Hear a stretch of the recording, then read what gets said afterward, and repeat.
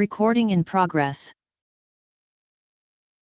Selamat malam rekan-rekan semua. Mohon maaf nih, saya baru sampai.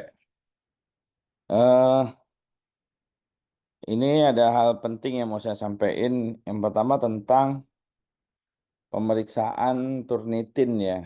Jadi saya sebagai dosen memfasilitasi dan memang harus dosen yang memeriksa karena Turnitin kami terhubung dengan repositori tesis-tesis sebelumnya. Jadi teman-teman mesti aware itu ya, walaupun punya fasilitas Turnitin mungkin di kantornya atau di berbayar yang lain, tapi kewajiban dosen itu memeriksa.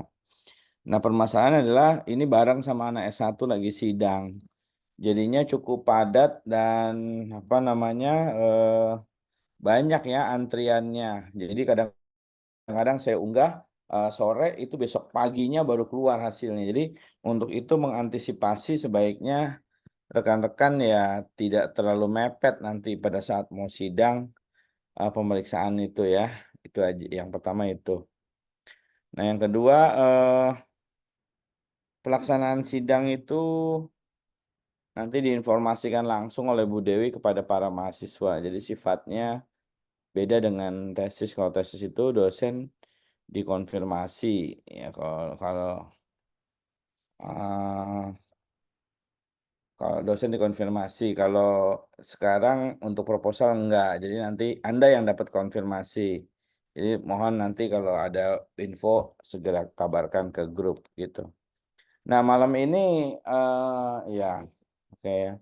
Malam ini saya memang janji memberikan kuliah pengganti itu malah malah memang besok. Dan kuliah pengganti saya sudah dikonfirm sama Bu Dewi gitu ya.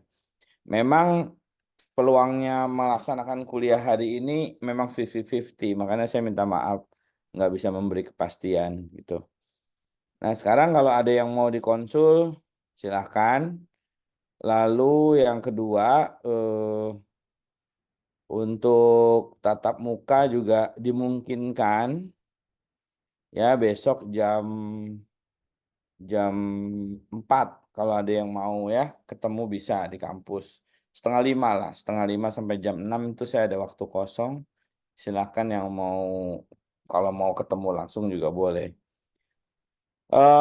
Untuk apa namanya sebentar, saya mau kasih juga jadwal bimbingan online yang bisa saya berikan di pekan ini. Ada juga ini sebentar di kompetisi.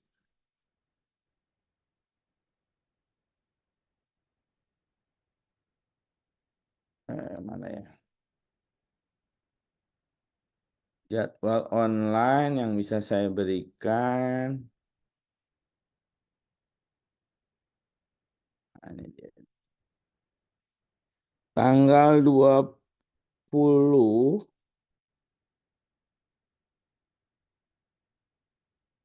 oke. Tanggal 20 hari Sabtu itu saya ada di kampus jam 10 sampai jam 12. Dari jam 9 makan ya. Dari jam hari Sabtu dari jam 9 sampai jam 12.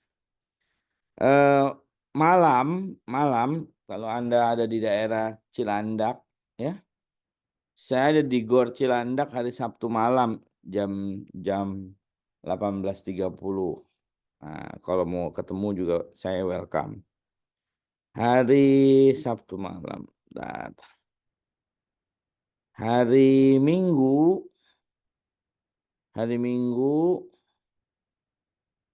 itu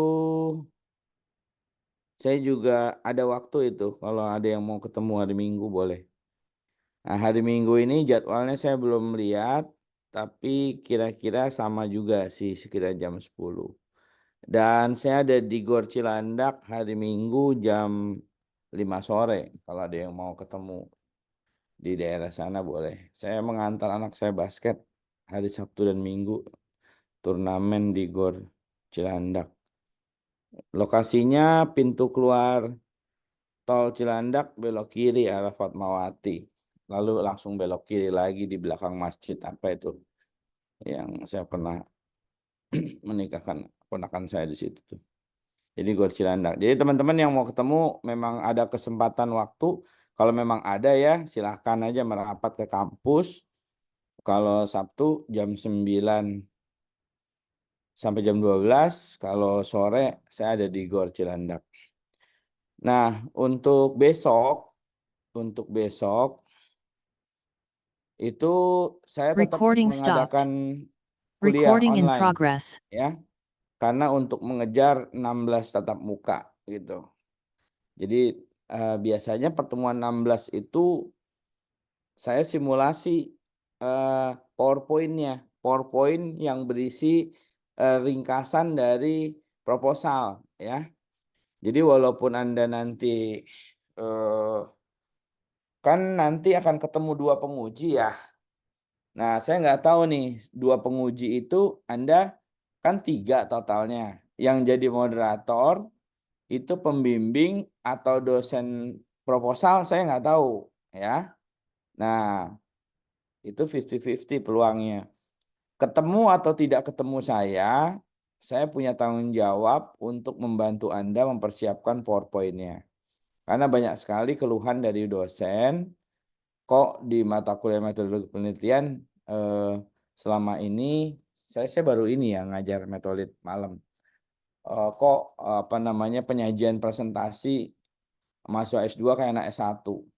Teksnya banyak, dibaca ulang. Nah, itu membosankan karena penguji kan udah bisa baca sendiri. Nah, jadi ada trik-trik yang mungkin memang perlu diketahui oleh rekan-rekan dan itu yang akan saya sampaikan besok, begitu. Besok malam ya. Jadi malam ini walaupun ada yang mau mengkonsul isi proposalnya saya bolehkan. Cuma memang karena ini udah agak malam, mungkin nggak banyak ya, 3 orang atau berapa ya. Tapi besok saya mohon semuanya justru siap dengan PowerPoint, begitu. PowerPoint dari proposalnya.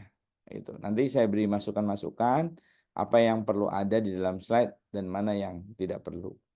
Nah, itu mungkin pengantar dari saya. Kalau ada yang mau mengkonsulkan proposalnya, silakan untuk menyampaikan ini konsultasinya. Saya persilakan siapa saja boleh ya. Pak, izin tanya dulu, Pak. Pertemuan 14.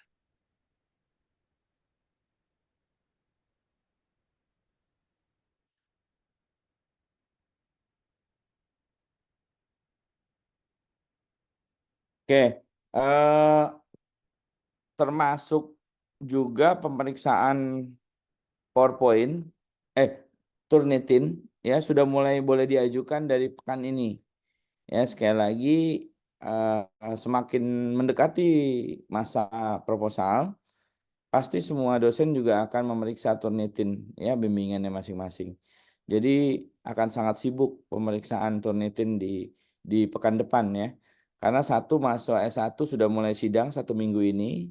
Ya, saya juga tadi nguji S1 sampai minggu depan. Nah, hasil sidang itu pasti mereka revisi dan cek Turnitin. Nah, itu semua akan menambah load dari 160 akun Turnitin yang Budi Luhur beli lisensinya. Jadi teman-teman harap mengantisipasi dan biasanya kalau ada yang meminta pengecekan, saya pilihnya tengah malam, yaitu kadang-kadang tengah malam 5 menit langsung keluar. Tapi kalau jam-jam sibuk malah dia delay-nya cukup panjang. Jadi itu kondisinya. Kalau Anda mau berjaga-jaga dengan akun Turnitin sendiri juga tetap boleh sih, ya. Ya, itu mungkin akan lebih kecil nilainya karena kan tidak membaca repository dosen ya, seperti itu. Sementara kalau di S1 memang wajib dosen pembimbing yang memeriksa Turnitin. Kalau di S2 belum diwajibkan. Silakan yang mau menyampaikan mungkin pertanyaan atau apa bebas ya malam ini saya belum karena kalau saya target hari ini presentasi PowerPoint kan juga pada belum bikin juga kan begitu ya. Jadi sebaiknya besok lah ya hari malam Sabtu kita kuliah pengganti terakhir saya sampaikan apa do and don't dalam sidang ya. Jadi sidang proposal itu sangat jauh berbeda dengan sidang tesis ya. Ada tips-tips yang bisa saya berikan. Kadang-kadang kita terjebak dalam dimensi tanya jawab di sidang proposal yang berujung pada ketidakpastian langkah penelitian. Itu sering terjadi, ya. Hari Jumat malam akan saya berikan semuanya, presentasinya saya lihat dan apa kiat-kiatnya menghadapi sidang proposal. Terlepas dari apakah Anda nanti akan bersama saya atau tidak di meja sidang, begitu ya, saya tidak apa-apa gitu. Walaupun nanti mungkin Anda dimoderatori oleh dosen pembimbing, ya setidaknya saya sudah memberikan masukan-masukan bagaimana presentasi dari proposal itu disajikan. Karena memang karakteristik dari proposal dengan laporan akhir sangat berbeda. Gaya pembawaan kita dalam presentasi juga harus tepat gitu ya. Kalau di akhir laporan tesis itu kita itu mati-matian mempertahankan gitu ya dengan logika-logika dan temuan-temuan. Sementara di proposal itu harus ada kelenturan dalam diskusi gitu karena semuanya masih sangat mungkin berubah. Kita menyatakan punya 3 algoritma tapi penguji bersepakat ini harusnya 2 saja ya. Itulah kelenturan yang harus bisa diantisipasi. Jangan terus kita ngotot gitu ya.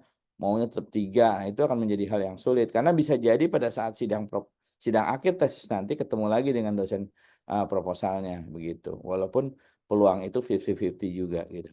Sebagai bayangan mahasiswa bimbingan saya tesis semester ini ada 7. Besok minggu depan hari Kamis dan Jumat maju sidang seluruhnya tidak ketemu dosen proposal. Nah ini juga ada tantangannya karena si dosen penguji hanya melihat isi laporan di hari itu, tidak memahami bagaimana justifikasi pemilihan algoritma, langkah penelitian pada saat proposal. Ini juga ada tantangannya sendiri gitu ya. Jadi saya juga sudah mempersiapkan mahasiswa bimbingan saya untuk siap nih. Besok nama-namanya nama-nama baru. Nah, berarti pendekatan yang disampaikan pun nggak bisa straight to the point. Latar belakangnya harus kuat dulu sehingga nggak berulang. Kenapa memilih penelitian ini? Karena kalau yang nguji proposal udah nggak akan nanya itu lagi. Karena dia sudah menguji di proposal udah tahu. Tinggal menjustifikasi langkah penelitian. Begitu ketemu penguji baru di tesis akhir, otomatis kita harus bicara lagi justifikasi latar belakang penelitian. Itu beberapa kiat ya yang besok akan saya jabarkan secara lengkap begitu. Baik, malam ini silakan kalau ada yang mau konsul, kalau mau kirim saja PDF juga boleh. Kalau misalnya hari ini mau cuman minta komentar dari PDF yang udah jadi sebagian, itu juga lebih baik ya. Kirim saja PDF-nya ke saya. Banyak PDF, nggak apa-apa. Saya bukan mau periksa cek turnitin, tapi saya mau isi cek substansinya. Kalau di proposal, kondisi yang sering berdebat adalah soal rumusan masalah. Jadi begitu Anda mengirim PDF ke saya pasti langsung baca di situ. Yang kedua hipotesis, yang ketiga adalah tahap. Cuman 3 kalau proposal yang jadi nilai kritis penilaian. Rumusan masalah, terus tahap penelitian, sama biasanya kita bertanya tentang justifikasi. Kenapa kita memilih langkah seperti itu. Itu kalau di proposal. Di sidang akhir beda lagi ya. 3 itu pasti keluar, tapi yang latar belakangnya sudah tidak terlalu kuat. Yang ditanya adalah tentang ya hasil-hasil penelitian begitu. Pak izin Ya, tanya Pak. oke. Ini kenapa ini? Mas Arianto. Halo Pak. Oke, teman-teman ada yang mau dikonsul nggak? Halo Pak. Kedengar nggak suaranya Pak? Ada yang PDF-nya udah jadi?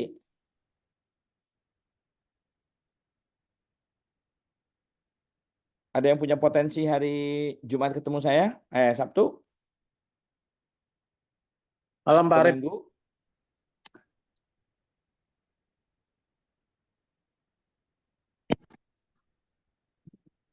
Jenul udah selesai belum? Izin Pak, iya kemarin saya udah kirim via WA Pak ke Pak Oke. Arif. Oke. Izin Pak, saya juga Pak. Kirim ke Pak Arif via WA kemarin. Ya. Ya. Hmm.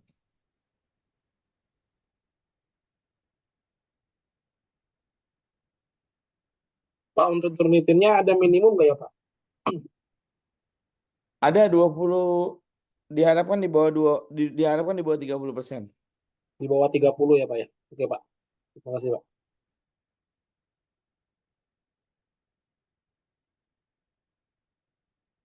Hmm.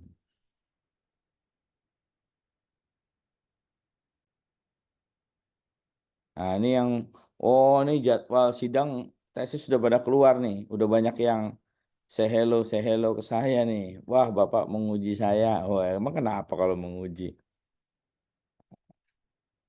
Rata-rata yang pernah nulis bareng sama saya nih pada nyimpen nomor WA nih. Ya nggak apa-apa ya.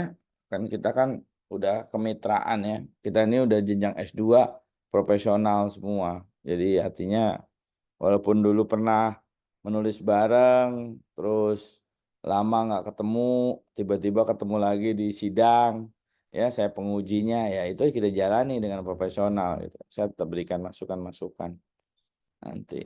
Itu, ini ada yang, ini udah banyak nih. Ternyata tadi sore jadwal sidang keluar. Berarti Anda minggu depan jadwal Anda tuh keluar kapan sidangnya? Itu.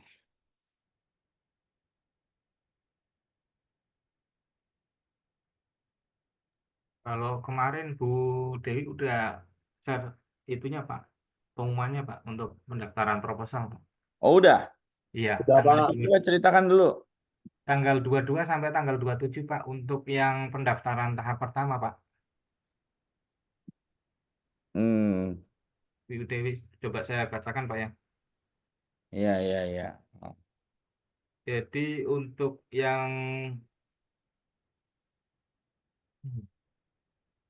sidang tahap pertama itu pendaftaran mulai tanggal 22 sampai tanggal 27 Pak untuk tahap pertama. Untuk sidangnya sendiri tanggal 7 sampai 13 Agustus Pak. Oke, bagus. Udah diinfo loh ternyata ya. Udah Pak. Wah, saya bener kan dosen tuh nggak diinfo malah kalau proposal Pengumpulannya tanggal 2 Pak. Mulainya Pak. tanggal 2 ya udahlah minggu depan Jumat besok mau nggak mau udah pastilah kita strategi PowerPoint lah walaupun nggak semuanya bikin nggak apa-apa ya. Oke Pak. Saya kasih masukan-masukan aja dulu ya. Mungkin ada Jumat belum banyak yang bikin pasti kan. Saya kasih tahu aja lah dulu. Karena kan tanggal berapa tadi pertama sidang? Sidang tanggal 7 Pak. Berarti kan masih 2 Tapi minggu keluar dua jadwalnya minggu mulai tanggal lagi. 2 Pak. Keluar Mulai jadwalnya tanggal 2 kan? Mulai tanggal 2 kan sidang? keluar jadwalnya Pak. Tapi kalau sidangnya tanggal 7. Ya udah benar. Berarti gini, kalau yang Sabtu Minggu besok nggak bisa ketemu nggak ada masalah ya. Saya tuh tanggal 26, 25, 26 itu nyidang S2. Jadi ada di ruang pasca. Kalau mau ketemu 25, 26 minggu depan juga bisa. Atau 27, 28-nya. Jadi besok hari Jumat saya kasih aja langkah-langkah apa yang harus dikerjakan menghadapi sidang.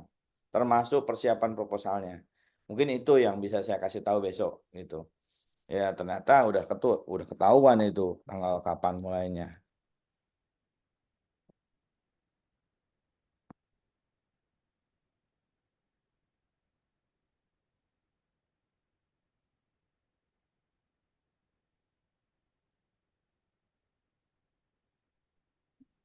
Pak Arif, izin tanya Pak. Ya lanjut Mas Irawan, gimana? Ya, Pak, buat PowerPoint itu kerangkanya kurang lebih seperti apa Pak ya Oke, poin-poinnya Pak? oke, Kerangka detil. utamanya sih Pak yang kita Ya ambil. betul. Memang ini sering banget keliru. Jadi ternyata kemarin saya baca PowerPoint yang sidang kemarin itu ya bingung juga kenapa pada orientasinya pada takut program. Nggak ada, jangan ke program ya. Programnya nanti memiliki menu. Waduh, itu nggak ditanya itu. Jadi begini, memang banyak sekali kesalahan mendasar. Inilah kemarin ada titipan dosen metodologi kan akhirnya digantikan semua. Saya juga akhirnya mengajar ini. Jadi proposal itu yang harus dikuatkan itu 2 pada gambar. Kerangka berpikir sama tahap penelitian. Itu 2 gambar itu harus ada. Itu pertama ya Mas ya. Nah, yang bukan gambar adalah literatur review yang digunakan. Itu memberi kita bridging answer, tentang kenapa kita memilih metode yang kita gunakan sekarang. Itu ya. Yang ketiga, beberapa dosen suka nanya kelayakan jadwalnya. Ini banyak yang mau dikerjain karena namanya proposal kan beauty contest. Konsepnya beauty contest maunya mewah, hebat, rumit. Nah, ternyata nggak doable. Itu bisa jadi nilai backfire malah begitu. Doable itu secara jadwal ya nggak mungkin mau pakai 6 perbandingan algoritma lalu nanti divalidasi satu-satu dan sebagainya. Nah, itu kadang-kadang kita kebablasan di situ. Jadi saya ulang, gambar yang wajib ada itu kerangka berpikir sama tahap penelitian. Itu udah pasti ditanya, ya. Yang bukan gambar, satu, rumusan masalah. Dua, justifikasi kita menggunakan metode. Jadi kalau di literatur reviewnya nggak kuat, sulit bertahan. Kenapa kita milih algoritma ini? Nah, itu jangan sampai nilai itu jatuh di situ, gitu. Barulah nanti di tahap penelitian kita zoom. Ini mana pengujiannya? Kok nggak dilakukan? Terus, pengujian dilakukan tapi tidak eksplisit namanya. Nah, itu akan dikejar. Jadi apa pengujiannya? Apakah MAPE, RMC, DBI, confusion metric? Nah, itu. Terus ada beberapa juga yang menanyakan tentang responden. Ini kalau emang nanti di kuesioner kan berapa orang yang mau ngisi. Nah, itu ada beberapa dosen yang suka nanya itu juga. Beberapa juga nanya tentang hipotesis. Nah, tapi semuanya akan fokus pada 2 gambar yang saya sebutkan tadi, serta rumusan masalah dan studi literatur. Itu garis besarnya, Mas. Pak, studi literatur itu berarti summary-nya dari yang penelitian terdahulu, Pak. Yes, betul. Gap research yang dikejar. Berarti lebih kan kalau di dalam proposalnya kan agak banyak itu Pak. Kita ringkas lagi aja berarti Pak, poin-poinnya aja. Misal Ya, kita pakai 10 itu 10 kita tampilin semua atau gimana Pak? 10 malah nggak cukup. Berapa Pak? Kemarin kayaknya ada yang ngomong di kelas ini, Bu Rusda atau siapa minta 30. Saya Pak, Ya kan? 30 Mas. Itu benar tuh, ada yang jawab tuh 30. 10. Dari Pak Krisna sih Pak. Iya benar, memang itu standarnya. Standarnya 30 gitu. Bukan studi literaturnya, daftar pustakanya 30, studi literaturnya bisa kurang dari 30. Karena kan sebagian dipakai untuk teori kan, begitu kan? Iya Pak. Jadi minimalnya berapa Pak? Betul. Jadi harus 50%-nya, 15 ke atas untuk studi literatur di bab 2, sisanya bisa untuk teori. Lebih dari 15 lebih bagus. 30 itu ideal buat seluruh daftar pustaka.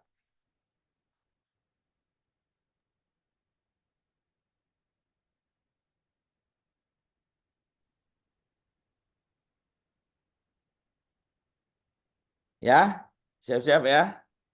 Oke Pak, makasih Pak. Pak nanya Pak. Nah, ya. Saya kan ini kan menghybrid 2 algoritma ya Pak ya, AES sama Blowfish. Nah, yang kemarin itu kan udah sempat jadi pertanyaan terkait literatur reviewnya oleh Pak Krisna. Nah, saya kan udah nyari-nyari nih Pak. Saya berani mencantumkan rumusan masalah belum ada yang menghybridkan AES mode CBC dengan Blowfish. Oke. Nah, kalau misalnya di sidang nanti ketika dosen penguji menemukan literatur itu, bagaimana saya, Pak? Oh, itu gampang. Nah, itu ada triknya memang. Soalnya yang saya temukan ini kan, saya udah nunjukin juga literatur yang saya temukan itu AES tok sama Blowfish. Belum ada nih AES mode CBC dengan Blowfish. Belum ada itu, Pak, yang saya temukan ya, Pak, ya. Kan Ya. soalnya jurnal ini banyak, Pak. Gitu. Nah, itu yang saya takutkan ketika misalnya ternyata dosen penguji menemukan, ini ada. Nah, itu gimana, Pak, saya, Pak? Ya, gampang itu. Gampang. Jawab gitu. Gampang banget. Oke lah, Pak. Nanti saya kasih tahu. Oke, Pak. Oke, Pak. Makasih, Pak. Ya, tenang aja. Yang penting itu kalau di proposal penguasaan pada 2 gambar tadi, ingat ya.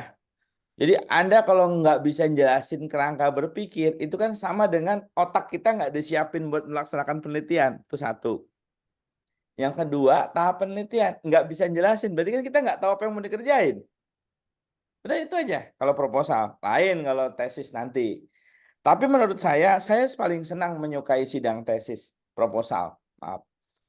Saya selalu ketemu apa ya? Bagi saya itu diskusi yang hidup yang menumbuhkan harapan-harapan bisa melakukan hal-hal yang di luar kita pernah pikirkan. Dan kita nggak boleh prinsipnya itu kayak botol.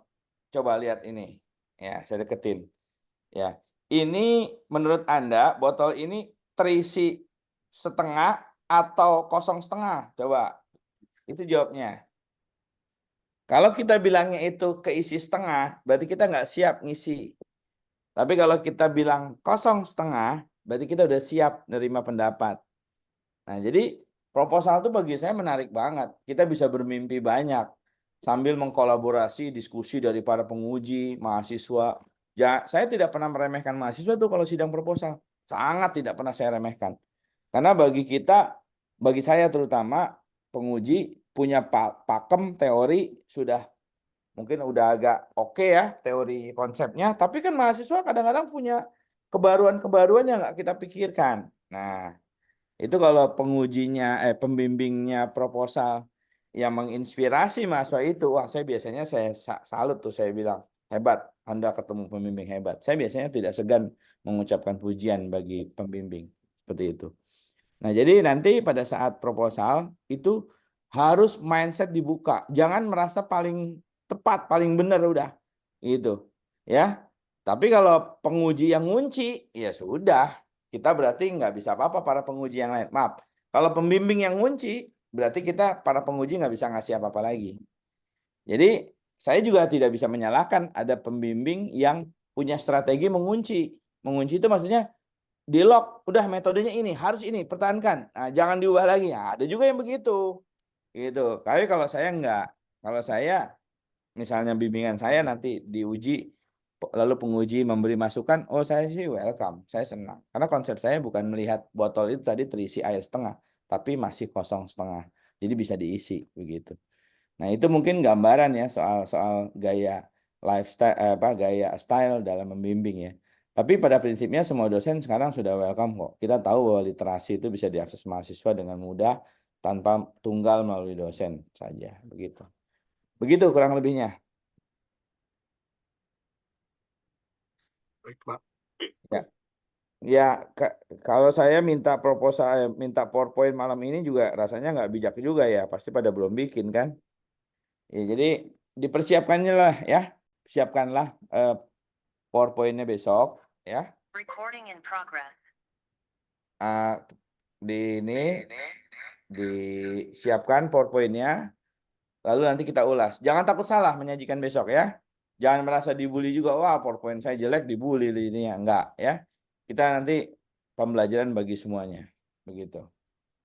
Jadi itu persiapan yang tolong ya. Dan bagi yang proposalnya kritis, belum dapat approval, belum ada kejelasan metode, temui saya Sabtu dan Minggu, Sabtu atau Minggu, temui saya ya. Nggak ada yang tidak mungkin, pasti bisa kita selesaikan ya. Saya pernah dalam situasi seperti itu soalnya. Jadi tinggal kita pikirkan aja strateginya. Jadi kalau yang masih galau banget sama proposalnya, segera temui saya. Kita ketemu entah di kampus atau di Cilandak, tempat saya mengantar anak saya basket. Nanti kita ngobrol begitu. Oke, rekan-rekan, mungkin malam itu ini aja dulu ya. Nanti selebihnya kita siapkan buat besok. Sekali lagi yang punya waktu jangan lewatkan untuk mendiskusikan PowerPoint-nya besok, begitu ya. Karena di luar itu saya berarti sudah masuk ke substansi dan nggak sempat lagi untuk ini ya. Kalau saya mereview PowerPoint Anda di luar mata kuliah, nilai etisnya nggak enak sama pembimbing ya. Tapi kalau Anda konsultasikan besok, itu masih dalam rangkaian mata kuliah ini, saya bebas memberikan masukan. Tapi kalau sudah ketemu pembimbing, PowerPoint-nya udah di set up, lalu tiba-tiba saya ngasih masukan, itu nggak enak nanti ya. Akan terasa banget karena slide-slide itu pasti ada yang hilang dan berubah tuh dosen pembimbing tahu banget gitu ya. Tapi kalau sebelum ini semua maju, sebaiknya besok. Itu saja malam ini. Saya mohon maaf, memang tidak bisa lama untuk malam ini. Mudah-mudahan teman-teman semua siap untuk besok ya. Lalu proposal juga disiapkan. Ternyata sudah ada tanggal-tanggal. Anda harus sudah tahu strateginya, kapan bila perlu cuti atau tidak, Anda sudah tentukan sendiri ya. Sekali lagi nanti tanggal sidang yang menginfokan langsung dari sekretariat kepada masing-masing mahasiswa. Itu saja malam ini, mohon maaf. Saya akhiri. Wassalamualaikum, selamat malam, dan salam Budi dulu. Waalaikumsalam warahmatullahi warahmatullahi wabarakatuh. wabarakatuh. Selamat tidur. Waalaikumsalam warahmatullahi wabarakatuh. Terima kasih Pak.